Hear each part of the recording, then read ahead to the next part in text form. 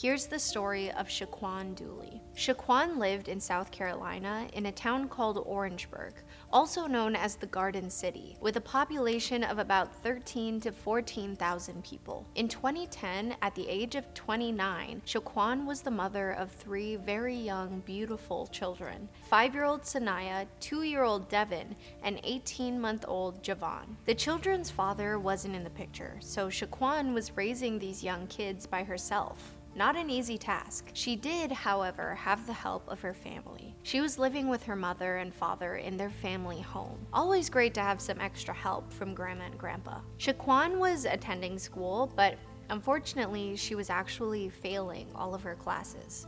She was unemployed, struggling in school, and feeling unhappy that she was not able to provide for her kids without the help of her family. So all this stress and all these feelings are building up.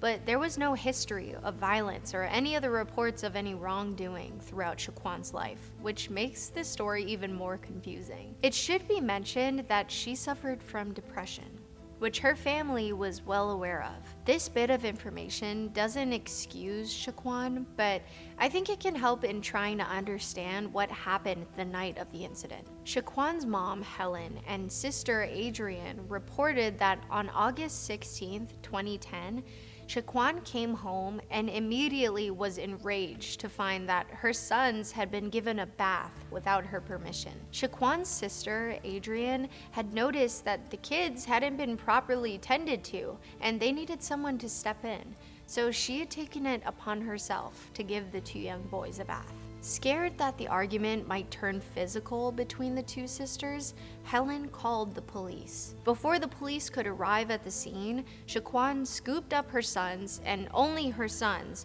put them in the car, and drove off, leaving her daughter back at home with her family. They ended up at a gas station to get some drinks and snacks and such. Shaquan also bought pain medicine and sleep aids. While still there at the gas station, Shaquan ingested 12 pain relievers at once. After Shaquan took the 12 painkillers, Shaquan and family climbed back in their car and drove to the Trump Inn off of 5 Chop Road, a motel nearby in Orangeburg, South Carolina. It was late, 1:30 a.m. She checked in with the front desk and then proceeded to her room. Once inside the comfort of her motel room, that is when Shaquan made her decision. She thought to herself that wherever she was going, the boys had to come with her because no one would be able to care for them the way she could. So one by one, on the bed of the Trump Inn motel room, Shaquan suffocated both her sons. After this horrific act, Shaquan fled the motel room. She placed Devin and Javon's lifeless bodies back in the car and back into their car seats and buckled them in. She drove to the North Edisto River, put her car in neutral, and submerged herself and the boys into the water. It wasn't until the water started rising inside the car that Shaquan felt she was coming out of the trance that had a hold of her. That plus adrenaline allowed her to save her own life and get out of the car and to safety. She reported that there was an accident and that her boys were in the water.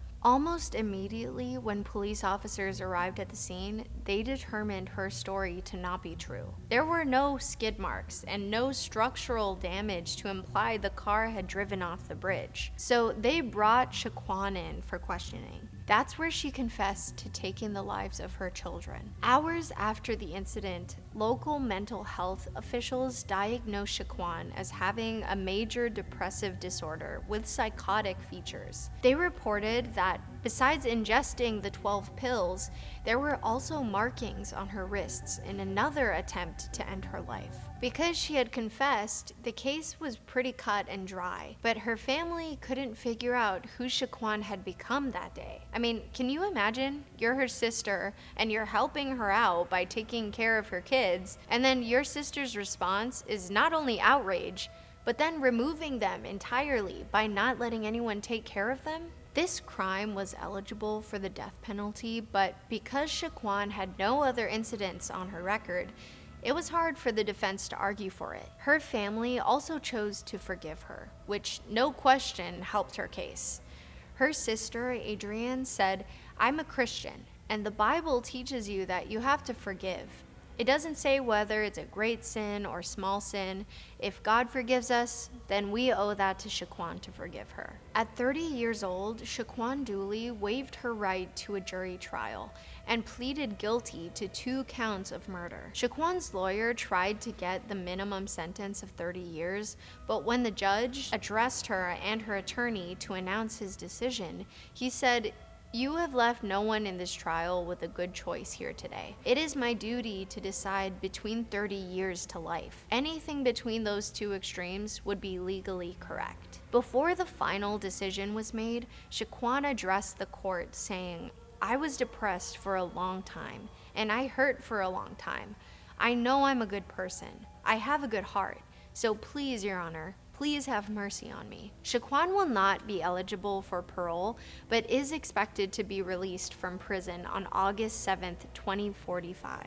She'll be 63. Shaquan's mother, Helen, was given full custody of Shaquan's daughter, Sanaya, who survived the clutches of her mother because she didn't get in that car with her on that fateful day. In an Oprah interview, at age 7, Sanaya said that she loved visiting her mom, but living with her grandma was fun. At least her daughter was safe and in good hands. What a tragic story.